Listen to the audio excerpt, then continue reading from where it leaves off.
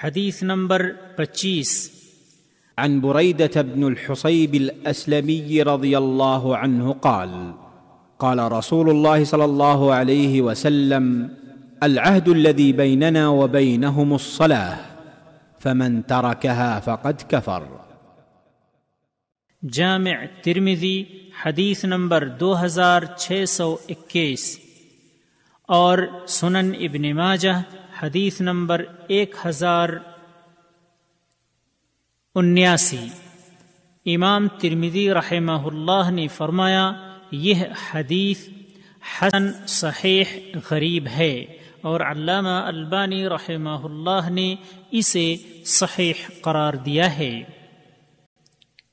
بریدہ بن حصیب اسلمی رضی اللہ تعالی عنہ کہتے ہیں کہ رسول اللہ صلی اللہ علیہ وسلم نے فرمایا ہمارے اور منافقین کے درمیان صلاۃ کا معاہدہ ہے، تو جس نے صلاۃ چھوڑ دی اس نے کفر کیا۔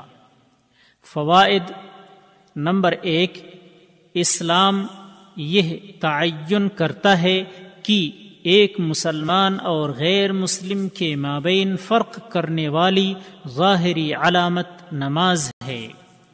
نمبر 2، اس حدیث سے معلوم ہوا کہ کسی بھی حالت میں نماز میں سستی و غفلت برتنا حرام ہے۔ نمبر 3، نماز دین اسلام کی روح ہے، تو جب نماز چھوڑ دی جائے تو اسلام کا کوئی ظاہری اثر ہی نہ بچے گا۔ راوی کا تعارف: بریدہ بن الحصیب اسلمی وہ صحابی ہیں جو رسول اللہ صلی اللہ علیہ وسلم کے ہجرت مدینہ کے وقت اسلام قبول کیے۔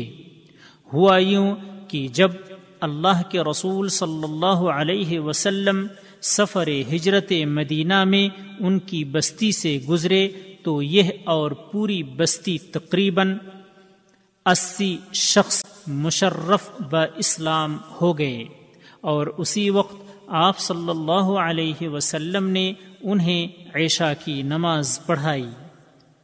آپ کی روایت کردہ حدیثوں کی تعداد 177 ہے۔ اسلام لانے کے بعد آپ اپنی قوم میں ہی قیام پذیر رہے۔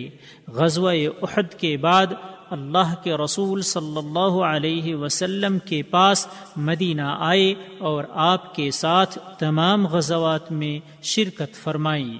اس کے بعد آپ بصرہ آ گئے اور وہیں ایک گھر بنایا۔ پھر آپ غازی بن کر خراسان گئے۔ مقام مرو میں آپ نے سکونت اختیار کی اور مرتے دم تک وہیں مقیم رہے۔